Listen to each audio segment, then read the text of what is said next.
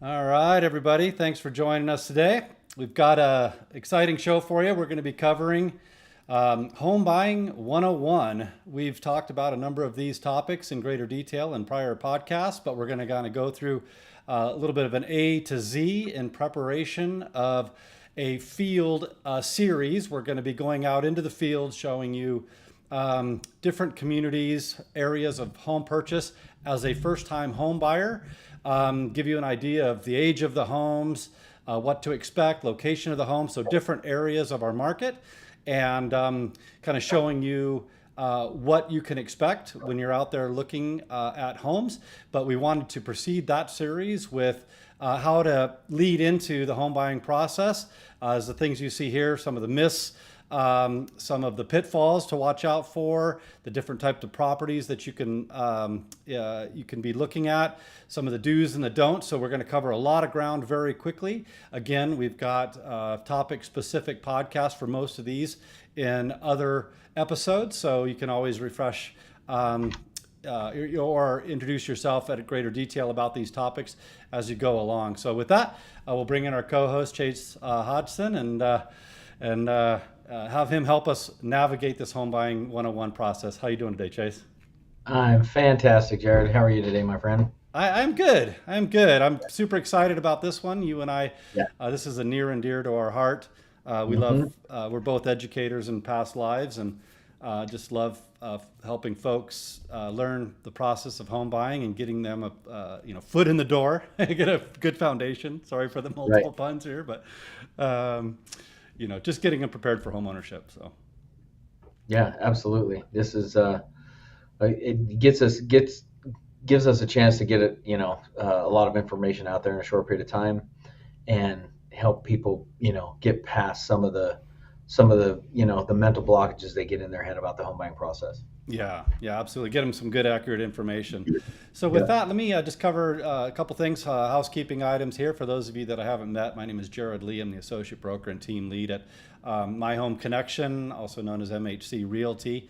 And our sponsor for the day, we're kind of co-sponsors. Chase is helping us with up to $500 on your appraisal, and we're helping with up to $500 on your home inspection to help minimize your costs and build a sense of confidence in the home buying process. But we've developed a myriad of other tools over the last almost couple of decades now, with reports for those of you that are data driven, some real estate secrets that we want you to know. So there's a higher degree of confidence going into the home buying process.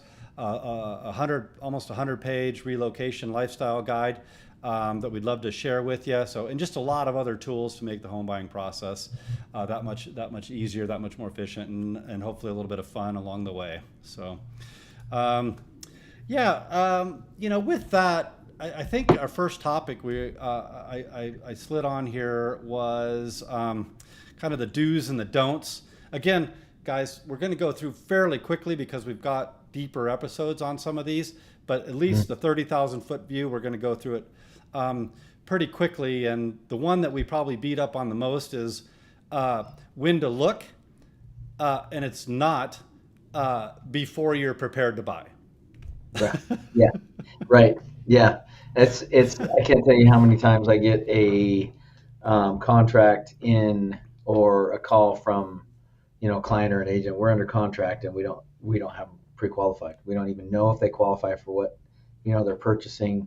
And I can tell you one thing from my side of the transaction. How you may know what you make, what your take home is, but unfortunately the government regulates how we calculate income and how we use some of the monies and things like that are involved in a transaction, and making sure that you can qualify all of that prior Mhm. is super super important.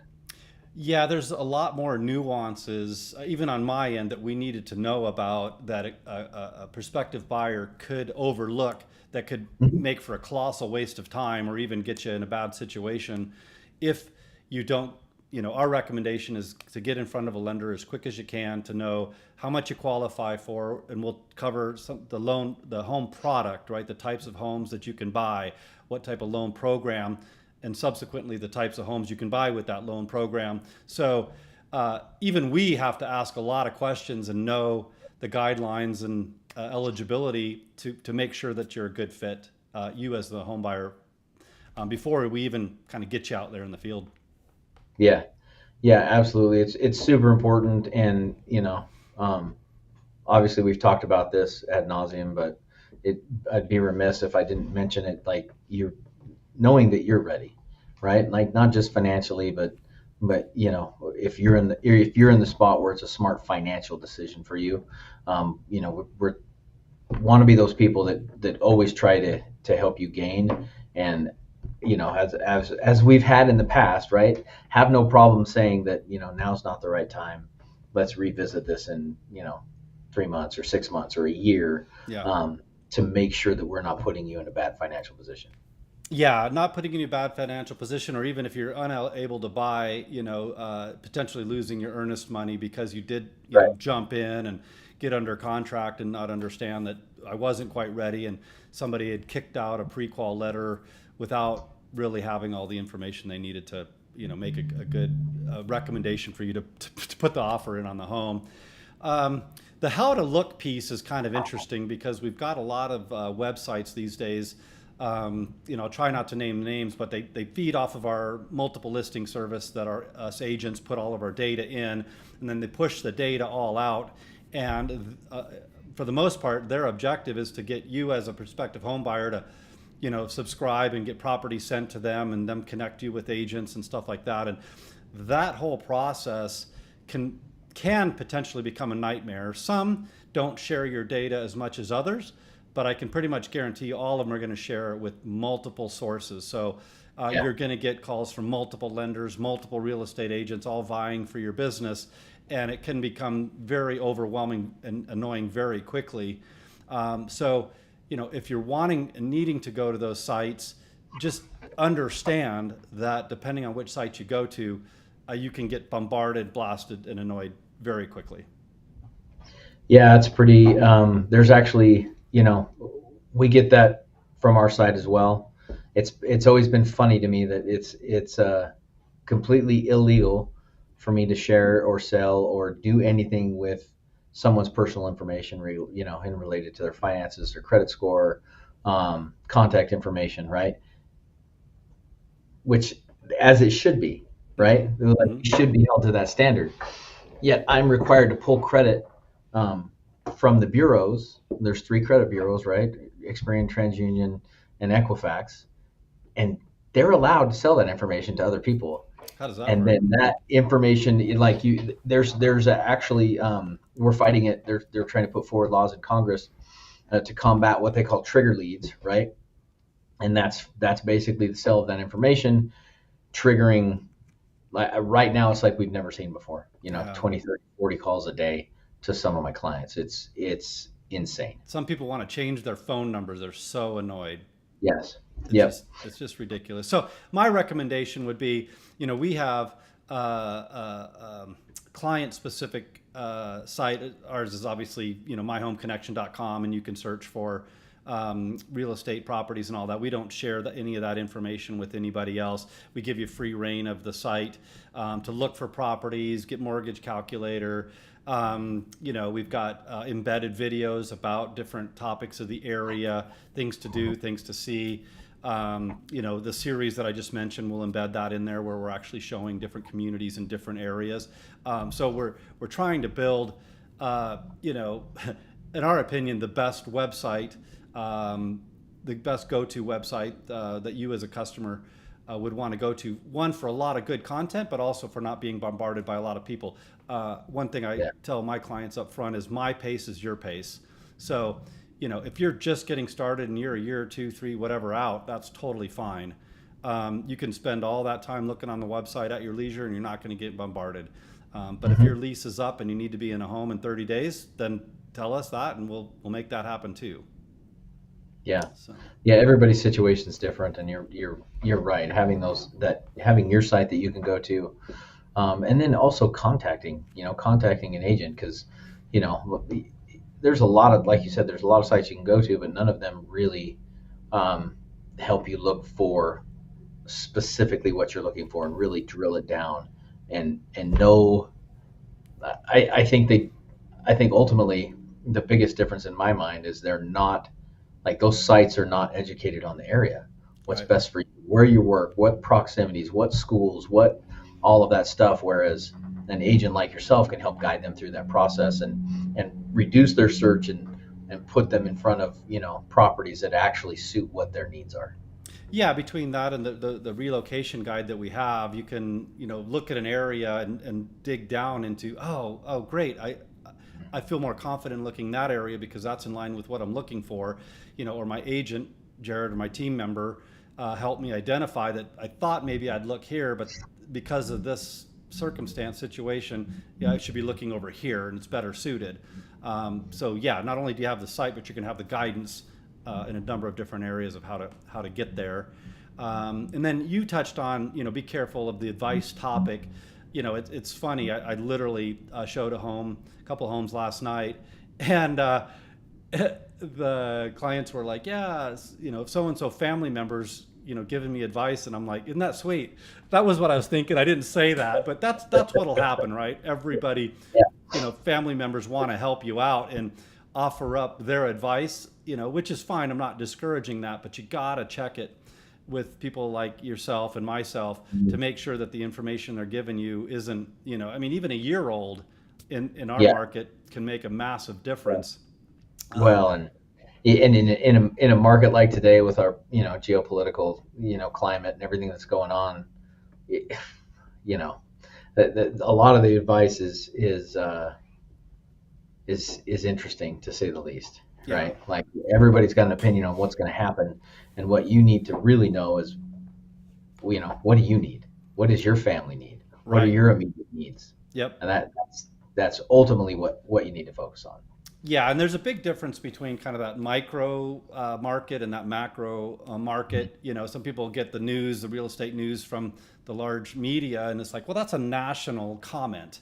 Our market is very different than that. We've had low inventory and high demand forever. So, Yeah. a lot of the things that are said about real estate, in the South doesn't pertain, to us. So you've got to get kind of the next line item I have is very timely and specific advice for Yeah. your efforts in our market. So, not generalized information, not filtered information, not outdated information. Um, so hopefully at a high level, to make it simple, you know, reach out to us and we'll help narrow all this down. And as data comes in, we'll help you, assess, is it good, helpful information? Is it out of date? Yeah. And move forward. Yeah, absolutely. Talk to the experts, the people that Yeah. are actually in the market and doing business. Yes, yeah. I mean, even that can get muddy, because our incomes are derived from this industry. But somebody that's well established and been working forever, in this market, tends to tell you that they probably do right by their clients. Yeah, and I think our next topic actually has that in, because I do want to touch on that. That's a very important one. And so obviously we'll just browse over it next time. But your comment, you and I are relational Hmm. partners, right? We want a long-term relationship with our clients. Repeat and referral business is what we develop. And to do that, we have to far exceed our clients' expectations, build relationships, meet their needs, not our needs. But one of the pitfalls is there's a lot of transactional minded loan originators and realtors out there. I'm not Yeah, saying everybody, but you have to really dig into, are these partners of yours in it for you or in it for themselves? And I just have to be honest, there's a lot that are not in it for you. So that could be a major pitfall. And now all of a sudden you become a number. Did I yeah, get my did I get X amount of homes sold this month? That's not how we look at our business. You nor I or my team, your team, and that because that should never be the case. So anyway, sorry to jump yeah. around a little bit, but No, it's a super good point, right? That's in any industry, that can that's basically, sales related, that can be the outcome. And yeah, knowing who you're working with and whose interest they have in mind is super important. yeah. Yeah, absolutely. And then you and I chatted briefly before the show here. Out-of-pocket expenses is kind of the big myth in your space that, oh my goodness, I've got to have, tens of thousands of dollars set aside to buy a home. Yeah, this is one of my favorite topics actually. First time home buyers, especially, these are really, really important talking points. Um, and every state's different, right? Like, so I'm licensed in 15, 16 states now, and I transact in a lot of those states, and everybody's different. In Idaho here, we're very, very blessed, and for our first time home buyers, and when I say first time home buyers, that's basically anybody that hasn't owned a home in the last 3 years. But also that term is it's kind of antiquated in Idaho.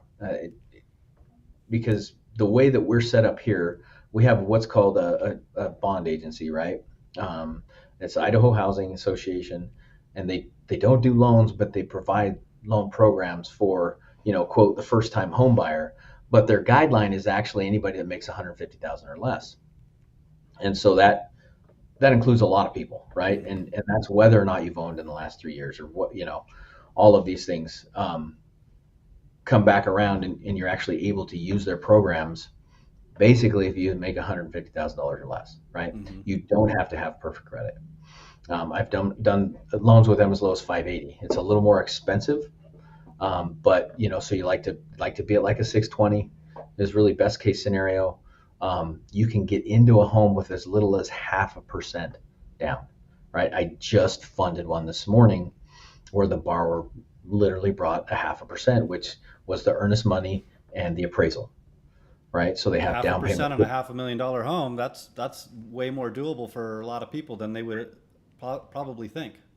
Yes, I mean, basically they were, $1,500 in on this deal total. Wow. I bet you So most people wouldn't guess that.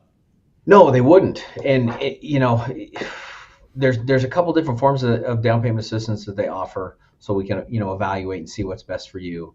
They've got good interest rates, very competitive in the market area, and they're here to help people own their own homes, right? Mm-hmm. That's their goal, and so they're a great agency to work with.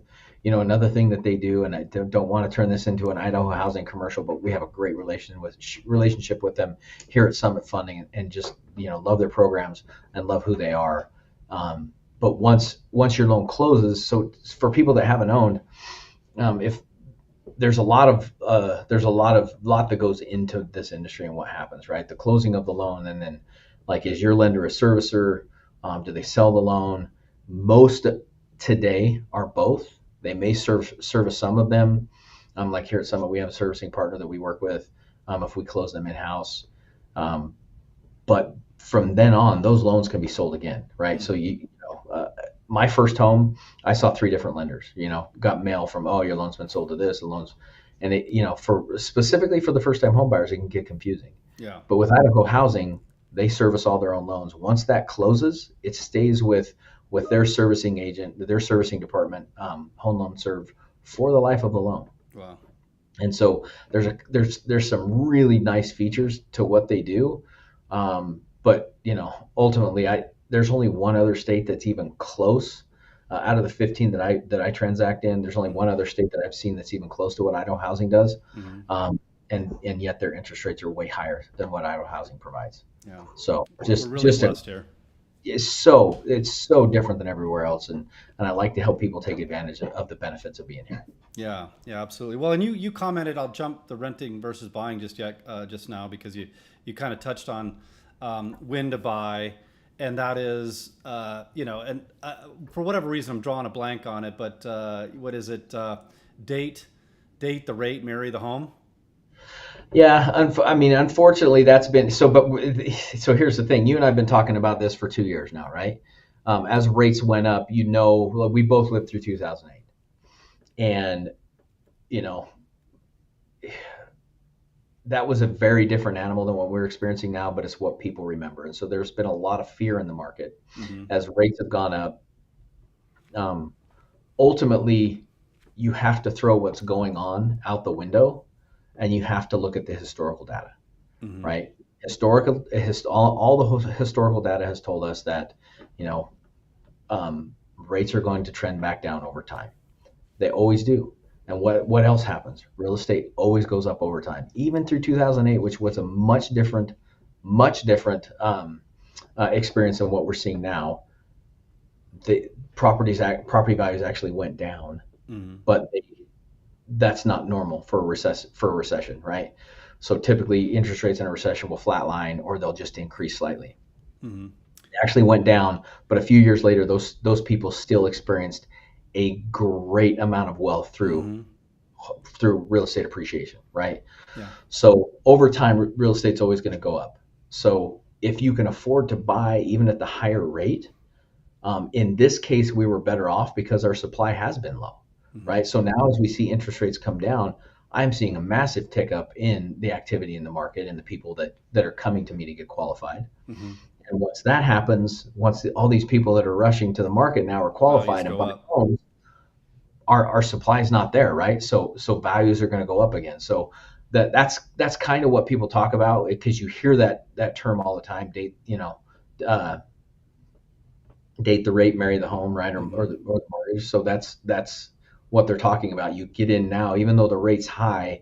We were very confident that you'd be able to fix the rate, which we're seeing now, right? We're mortgage bond market is at the highest point that it's been in a year and a half, almost 2 years at this point. I think it was April of 2023 when we saw them at this level before, and that trend has been increasing in that manner for 6 months, right? So it's exactly what we expected to happen because we focus on the historical data and not the turmoil that's going on in today's world and all the misinformation that's out there. Yeah.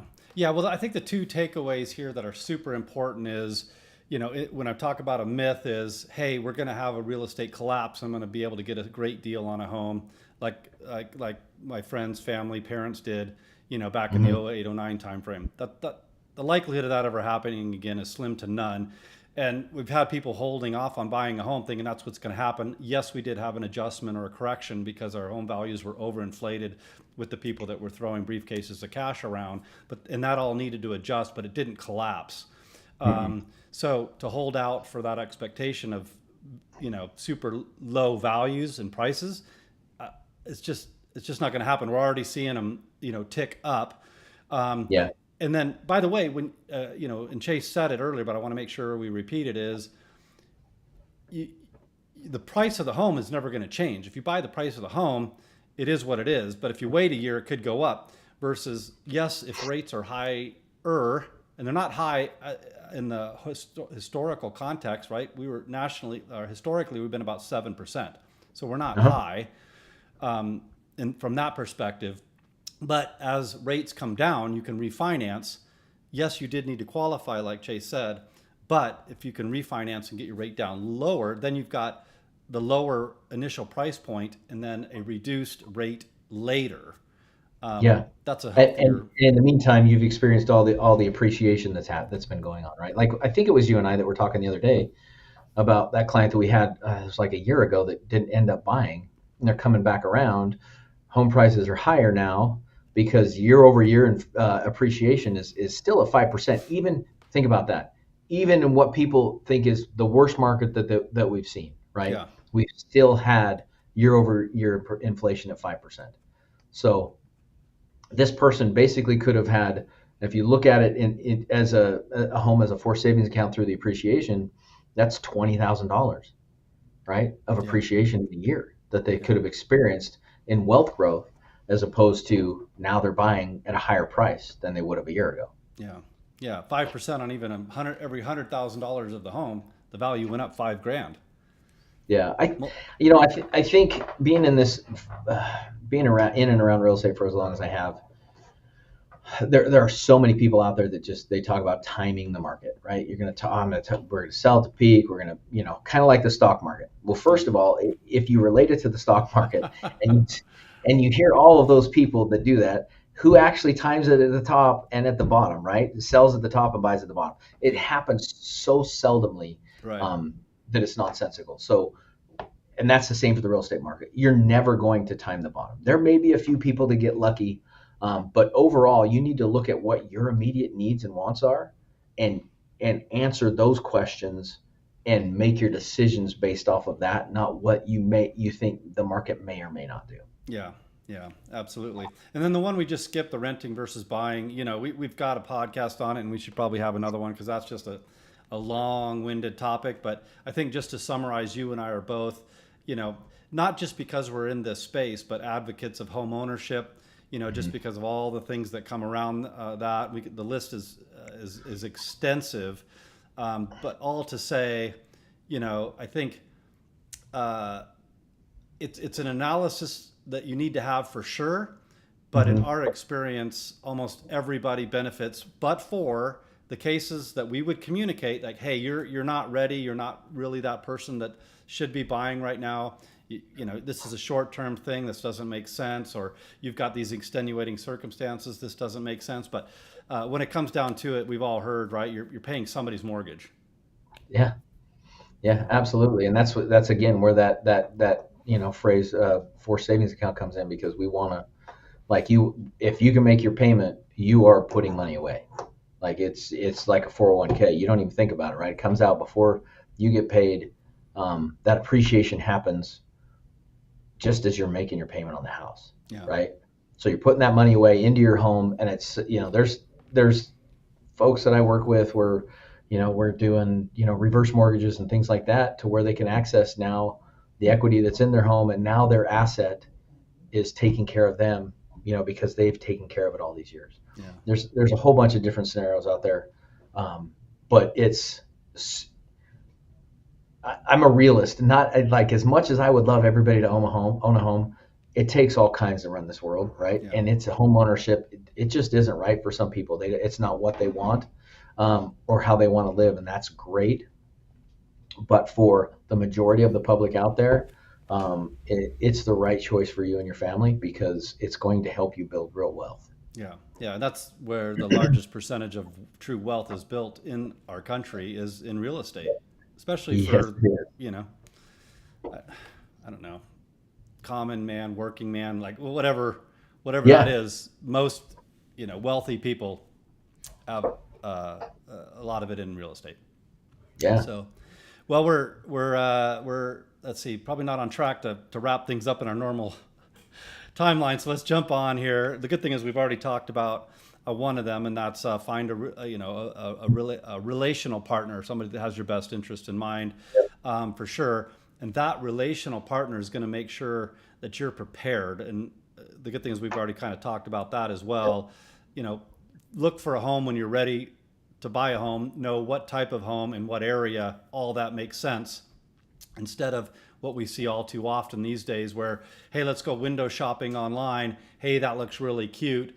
That seems to check a lot of our boxes. And the next thing you know, it's a whirlwind that you're caught up in, trying to figure out, how can I untangle this, or how do I fix this, or, man, that could have been a lot better scenario had I been prepared to get into it. Just preparation, and, beat that horse all the time. Right. So I'll try not to Yeah. do it anymore. I'm gonna leave it at that, because we've covered it and covered it and covered it. Ad nauseum, yeah. The other pitfall that we quite often see is, and some of this is self-inflicted. I don't quite understand. I actually see some people, I don't need a buyer's agent. I'll look for myself, and I'm going to go chat with the listing agent on a home. That listing agent is beholden to the seller, and is not watching out for your best interest. So, who's representing you? Are they watching out for your best interest? Again, find the relational partner, lender, agent, and then be represented for you in your capacity, whether you're buying or selling, exclusively, so that you don't have conflicts of interest. Again, if you go directly to the listing agent that's helping the seller, you're not getting any negotiating tactics. You're not benefiting from any good advice, right? They want you to buy that home because they're selling that home. Yep. And that really specifically applies to builders as well. Mm-hmm. Yeah, no, it really does. It's everybody, and I've you and I have talked about this, and I my stance on it. it's a huge purchase. It's the biggest purchase that most of us ever make, and everybody's going to tell you that. Like, it's one of the biggest, one of the biggest phrases you're going to hear when it comes to home buying. But it's true. That's why everybody says it so much, and you need to know that you're protected in that transaction, and that somebody's there watching out for your interests. Yeah. Agents are extremely important.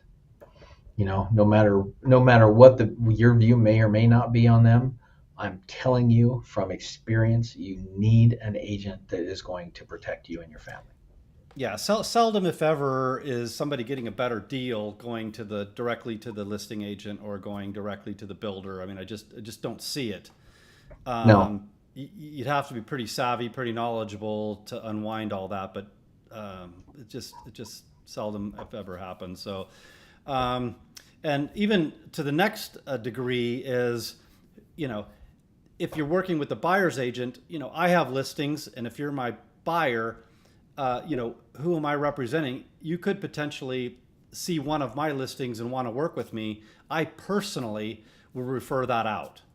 Mm-hmm. We are allowed in Idaho to represent both parties, the buyer and the seller, and there's a lot of requirements around how you do that, but it is an option, which I personally would. I disagree with it to the point I almost think it should not be that it should not be allowed, should be disallowed.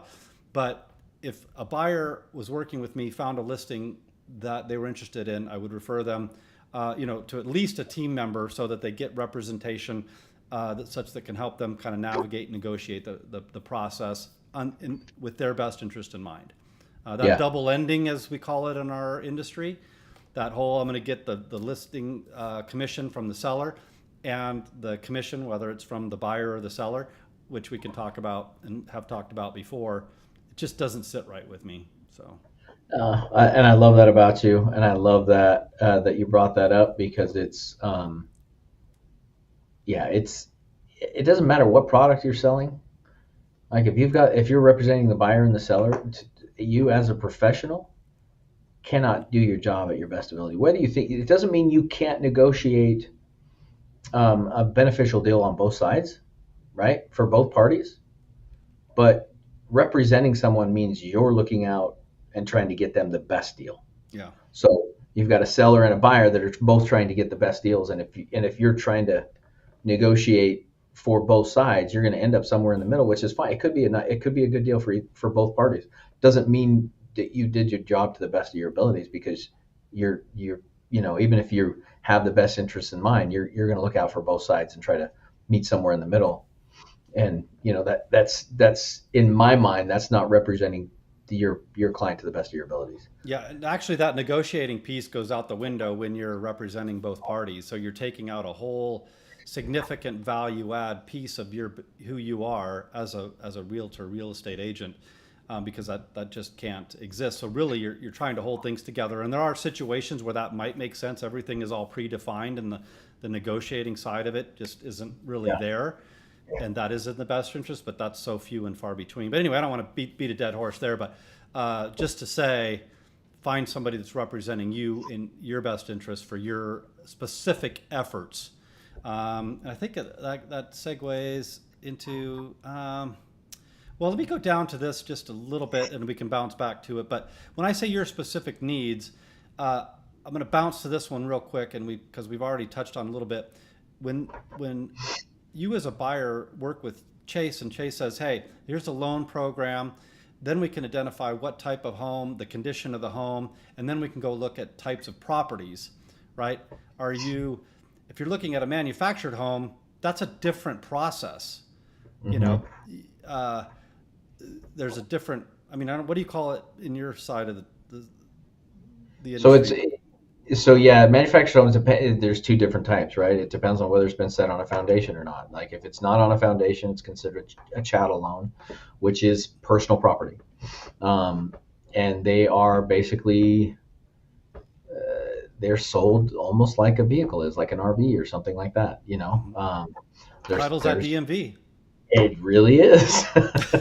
Because they have to transport it, right? It basically drives to a location and it's sat. And there's all different kinds of guidelines on how many times it's been moved, what year it was made, is it, all of these things. But it's just like every one of these type of properties that you have listed here. Each one's different. Condo has different requirements. It's a different type of loan. Yeah. Identifying on acreage and ranch and agricultural, like those are all different types of loans. And so understanding that's part of this is part of being the prepared process, right, that we talked about in Yeah. the beginning, knowing what your needs and wants are and getting with a person that understands those, and then getting you in the proper loan program that you can actually purchase that type of property. Yeah. Yeah. So we talk about specific resources. I think anyway, getting the right representation for what you need. Somebody Yeah. comes to me for agriculture or ranch. I have an agent that I refer that business to. I'm not an ag or a ranch guy. I don't know if I ever will be, but I'm not going to profess to be anything that I'm not. And if I have a client that I can work with pretty closely, them knowing where I sit with that, that's fine. But generally speaking, your specific needs need to be met. The beauty of our team is that we have multiple agents, because to cover the whole area, the whole market, and all these different types of properties, it's just difficult to do. Um, Real quick on resources, you really want to get all the right resources together. The cool Yeah. thing about Chase and I on the lending and the realtor side of things is we're kind of the hub that brings all these resources together, right? He gets the loan going, kind of hands off to me once you're ready. And then once we find the property, we start pulling in, the right inspectors, the right title, escrow companies, things like that. But the importance then goes back to the relational resources, the people that have not just an inspector that's trying to make a couple $100, boom, in and out. But they've worked with our clients for a long time. They've taken good care of them. They've talked about the property specific to their, needs and concerns, because not everybody has the same ability to, buy in a mid-century home. Somebody's Yeah. owned multiple homes and has some resources to buy a mid-century home because they like the style and it's cute, is different than a first-time home buyer that's barely getting in on that home on the skin of their teeth. And Yep. now the inspector kind of says, oh yeah, everything, here's a few small things, but we both know that could be a bad situation very quickly. hmm No, absolutely. Yeah, there's just a lot, right? Like we talk about this all the time, and I feel like that's all we ever talk about is how important it is to have the right people. But this is why, like, there just are so many different caveats to this industry and to owning your home. And then it goes to, part of the right team is putting you in contact with the people afterwards that can, if you didn't buy a new home, do you have a good HVAC guy that's going to take care of you, not just try to sell you a new unit? Do you is your realtor going to help you with your home maintenance and remind you about items that need to be followed up on, right? Is your lender gonna reach out to you when there's opportunities for you to access your equity? Is there but also guide you through that process and not just look for a commission, right? Is this Mm-hmm. really the right time to do that for you? Like, there's, even after you close, there's so many things that you need help with after the fact, and having a team together that is there for you.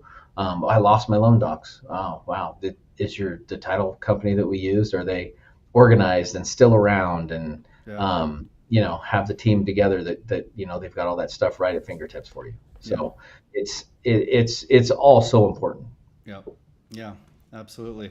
Well, we blew past the half an hour like we normally do, but we've given ourselves grace. So we'll try not to go too much further, but let's talk a little bit about the properties. So again, what loan program do you qualify for? What's your budget? Now let's go look at the homes.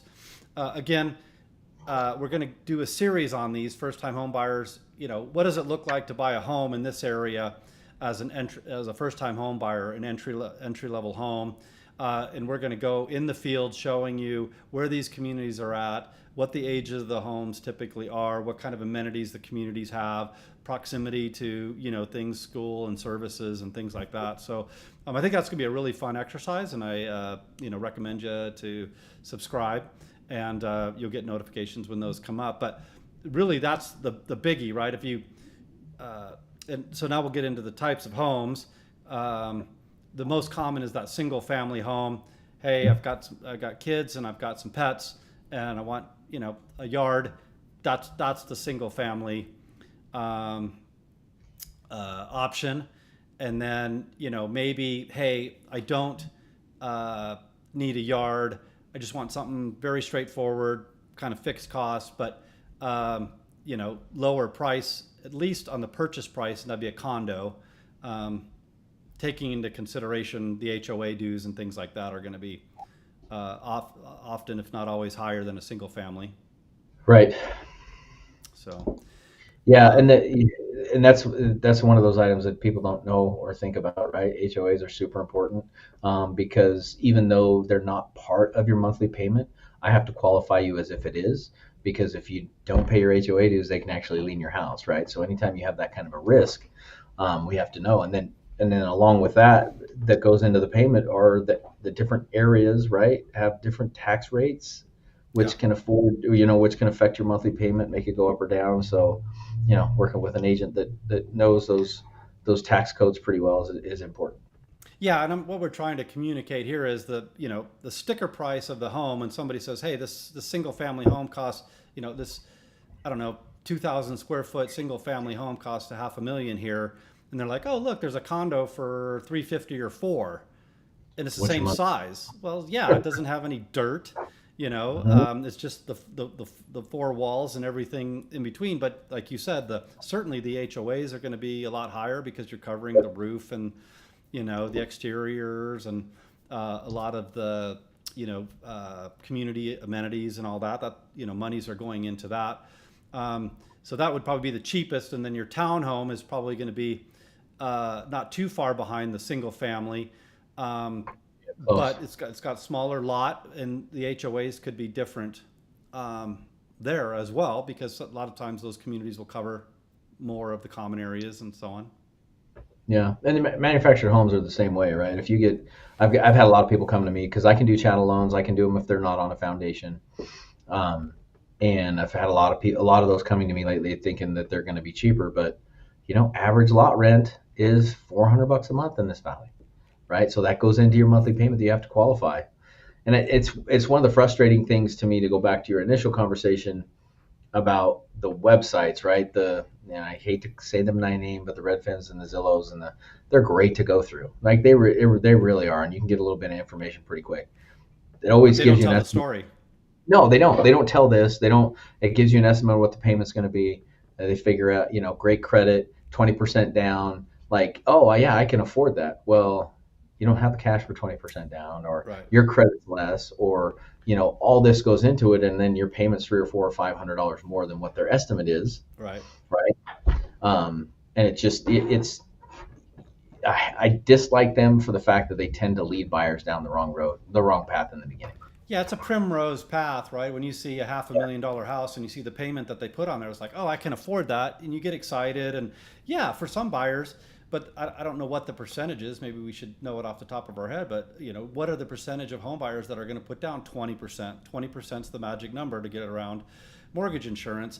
In our market, that will meet some people's, and that number may be somewhat accurate. But the larger percentage of our buyers are not putting down 20%, the 20% plus the closing costs, Right. plus. So, Mm-hmm. we have to create a reality check around, that was the primrose path. Here's reality. Right. You're not really budgeted for a $500,000 house. We're more at 450 or four because of these other things that we need to factor in per your specific situation. Yeah.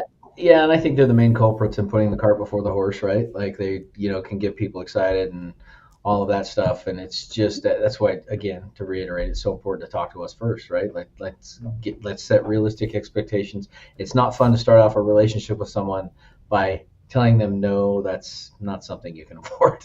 Right, right, right. And we could spend a lot of time on the other types of properties, acreage properties, ranch, and ag. And that's just a lot of detail, and we'll have a different episode for Yep. that. But I think the important thing, the other thing to add here is, if you're looking at a certain type of home, single family, and it's just not affordable, and But I do see the reason why I should be a homeowner and I should lean into this. Well, maybe it is a smaller condo for now to at least, get your foot in the door in home ownership and then, or maybe it's not, I'm changing the type of property that I'm buying, but the location of the property. In our market, it's pretty easy because this is a generality, but you can move further west to buy more of a home for the same price. And then, maybe that's not your forever home, but then you move in later. So my point is there's a lot of options that we can help you uncover very quickly. Yeah, when I listening to you talk about that, it reminds me of oh man, I can't even remember where I heard it, but it's some kind of a definition of discipline, right? Discipline is giving up something now for the ultimate goal in the future. Yeah. Ultimate, that's a I've always thought a great definition of discipline. Yeah. And I think we get so excited about the aspect of owning a home that we go into it emotionally instead of financially. Yeah. And emotionally it tells us I got to have this and this and we're going to live here forever. But if you come at real estate as an investment and understand that the first home that you buy is 99% of the time not the home that you're going to live in the rest of your life. Yeah. The average homeowner is 5 to 7 years, right? Or they stay in the same place. But understand the financial steps that you're taking by owning your first home. Mm-hmm. So sacrificing, right, something, that extra bedroom or that extra bathroom or that bigger lot in order to get into a home that's now going to build equity, that you can use that equity to now step up to your next home. Right. Like that, understanding that process. And your options. And what those options are in the beginning can change the outcome drastically. Yeah, our team works with Dr. Hall, and he's just amazing. We work with him on a number of different levels to help coach agents. And his definition, his master skill, if you ask him, is the delayed gratification. Mm-hmm. And he works with a lot of very successful people, across the country. And that's what you're talking about is, hey, what can I do today? Yes, it might not be what I would ultimately want, but I can step into that ultimate goal by delaying my gratification today instead of, hey, I really want that. I can't get that. So I bow out of the home buying process. And now a year, 2, 3, 5, 10 have gone by. Whereas I could have done the things that I need to do to ease into that and then put myself into that forever home, that dream home. Right. Absolutely. So, absolutely. Anyway, well, we covered a lot of territory. I kind of knew it going in by the number of slides, and of course, you and I like to chat. So, but we're still keeping it under an hour. So I'm going to say, maybe that's our new mark. But yeah, lots going on. I guess if we're going to summarize everything, Home Buying 101 is find the right people to help you get into the process, be prepared, and then ease into it. Knowing what you can and can't do, knowing what your options are, and just making good, smart decisions moving forward. And ask questions. You don't have to be perfect. Your credit doesn't have to be perfect. Your bank account doesn't have to be perfect. Ask the questions, and we can help you understand what you can actually achieve. Yeah, and ask the questions that you need to ask, and then talk to the right people to ask the ones you don't know you needed to ask. So we'll, as you begin a dialogue, one of the things in our perfect home buying process is that free, no obligation consultation. It's like, hey, where do I sit? Does this make any sense to me? I think I get my parents or whomever, my grandparents up in the night, am I disconnected from reality or, what do I do? And we can back into a timeline. It might not be now, but it might be, hey, 6 months, a year, whatever. But the sooner you be getting prepared, the better, right? What do I need to do to correct my credit? And by the way, most people seriously misunderstand how credit works and how to best repair it. I mean, I still see things all the time. I'm like, whoa, okay, that's interesting. So easing into that, what do I do? From how much do I need to, to save, or do I pay credit down or debt down, or what do I do? And talking with somebody like Chase sooner than later, you're going to, otherwise collapse what could take you months or years, Yeah. potentially down to months or weeks. Anyway, kind of rambling at this point, but anyway. Yeah. No, you're right. But talk to somebody who knows before you make any decisions, whether it's paying off debt or whatever. Use that to the best of your ability by talking to an expert first. Yeah, yeah, absolutely. All right, well, let's wind things down. We certainly appreciate you coming on, sharing your advice and input onto all this information. Well, Chase, if people want to reach out to you directly and start the loan, discussion process, you can reach out to them directly. We'll have that contact information listed below. We're always here to help. We're always working. Our pace is your pace type of thing, and we have your best interest in mind. So we're always excited to help. Anyway, so with that, we'll wish everybody a blessed one. Thanks. have a great day.